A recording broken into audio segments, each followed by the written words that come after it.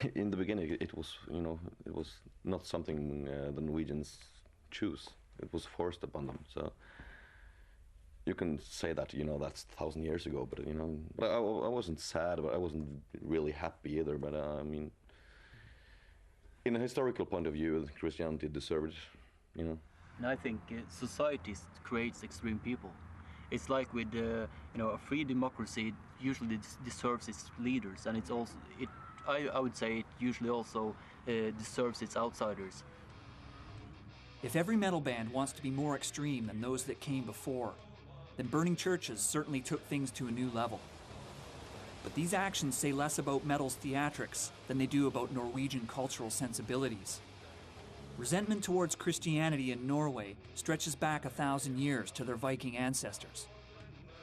In any case, the majority of metal fans, including myself, could never understand or defend these extreme actions.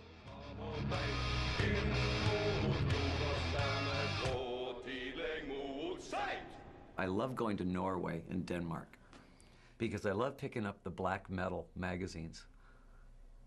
It's so Spinal Tap because each band is trying to be more wicked and evil than the other band, and I can't turn the page without, look at this one. Here's these guys in there. And these guys, when you meet them in the mall, they're, "Hello, Mr. Cooper, how are you? Nice to meet you. My mother's right over there. Could she have your autograph?" And I said, "I thought you guys were like Satans or something." It's like, well, yeah, we are, but very rarely do you meet anybody that's truly scary. 30 years ago, parents were losing sleep at night over Alice Cooper. Looking back, Alice seems harmless compared to church burners. But in the 70s, people thought he was actually killing babies and executing himself on stage, night after night. Well, I mean, I was the poster boy for controversy. So in some ways, I think I invented it. Because, I mean, we were the first band we got banned in England. We got banned, and nobody could figure out why they were banning us. We asked them in London, what are we banned for? And they couldn't name anything. I said, "Is there any nudity in our show?" "No." "Is there any bad language in our show?" "No." I said, "What are we being banned for?" "Well, there's blood in your show." I said, "Anybody ever seen Macbeth?" Some more blood in Macbeth than my show, and that's required reading in school. There was no real definitive rock vampire that was really the creature of the night, and that's what Alice was supposed to be. If you say, "Welcome to my nightmare," you don't just say it, you do it. Give them the nightmare. Show them the nightmare.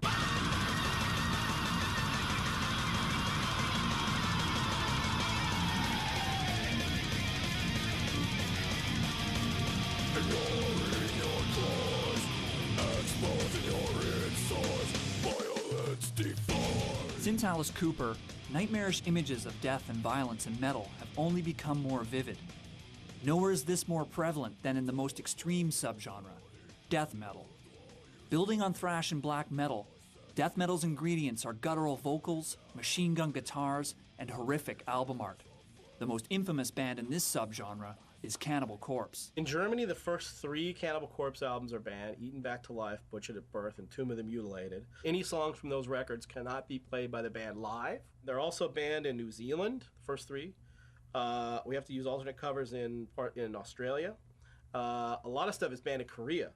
There's evidence to demonstrate that the average young person growing up today sees more violence through popular culture than ever would occur in real life. This is being marketed in many instances to young people, particularly teenagers, who won't have the social context. They don't have the background of how violence has informed our human condition over the years. And so what they're left with is the glamorization of weapons and violence as a form of conflict resolution. This is a band by the name of Cannibal Corpse. I don't know if you've heard of them. And they have been at the center of a significant amount of controversy regarding primarily their artwork. And this is their latest album, which was just released, called The Wretched Spawn. Tell me about what you think of that. Well, it's things are even worse than I thought. I mean, you've obviously uncovered some of the latest leading edge examples of what's out there in the music world. I mean, I just can't see how responsible societies could turn a blind eye to this kind of thing being sold and marketed to young people as a form of harmless entertainment. First time somebody who knows nothing about the death metal scene, the first time they see, you know, one of our album covers or something like that, you know, it's gonna shock them. If it doesn't, then, you know, we're not, you know, we didn't make a very good album cover. It's art. Just look at it as art. You know, yeah, it's disgusting, but I mean, there are lots of things. You go to the Vatican and look at some of the art there. Whew, that's real. That's representing something that's real that could happen. You know, this is just, obviously that's never going to happen. You know, monsters aren't going to come out of, you know, aren't going to rip out of people's bodies anytime soon, I don't think. On the one hand, as you see in lyrics by a band like Cannibal Corpse, there's this fascination with the possibilities of death and the body. On the other hand, there's this terrifying fear of it. There's an almost obsessive desire to explore that which is dangerous, that which is scary, that which points towards obliteration, formlessness, a delight in exploring the body in its ways of being cut up, destroyed, mutilated. That's a very primal desire that we all have. There does seem to be a connection between how acquainted we are with our own mortality and how much we want to see mortality and death expressed in our art and culture. If you look back a few generations, you'd expect within your family several of your siblings to have died. When these people died, they would be laid out in the front room, you'd go and see them there. Then afterwards, you'd probably sit down to a meal and where you'd be eating meat, and you'd be well aware that this slab of whatever it was had been living and breathing a few days back, and it might very well have been you that cut its throat. You knew that death is part of the very essence of life, and as we've begun to forget this, we seem to crave images of death and fear more and more. I don't really have a good reason why I craved images of death or mutilation when I was younger, but I do remember sitting on the bleachers after school. My buddies and I, we used to compete to see who could come up with the most brutal metal lyric. And my favorite was Autopsy's Charred Remains.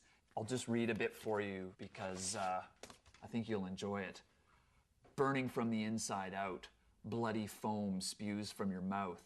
Smell the putrid stench of flesh as it burns you to your death. And like afterwards, we would always just like have like total round of high fives. Like, yeah, man, that was fucking brutal. That was awesome. I still think this music is harmless entertainment, but a lot of people think that metal lyrics have a serious effect on kids. Over the past 20 years, metal artists such as Judas Priest, Ozzy Osbourne, Cannibal Corpse, Slayer, Marilyn Manson, and Slipknot have all come under fire for causing teens to commit murder or suicide. Although none of these cases have succeeded, the cases keep coming. Every time a serial killer or a mass murderer or a Satanist or any evil person in our society, anytime that the media's found out that they've listened to heavy metal music, it has been blown up as the reason du jour for why this person is doing the things that they do. You know, aha! They were Manson fans, see?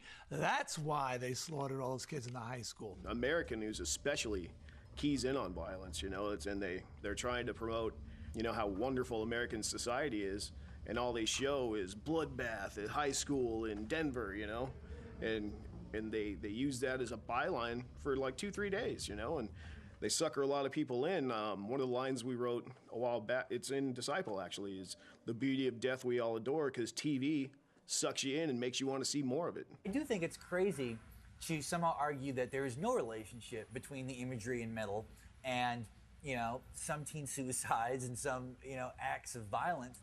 Sometimes metal messages are confusing. I mean, the song Suicide Solution is about drinking yourself to death. But I can understand why a 13-year-old kid might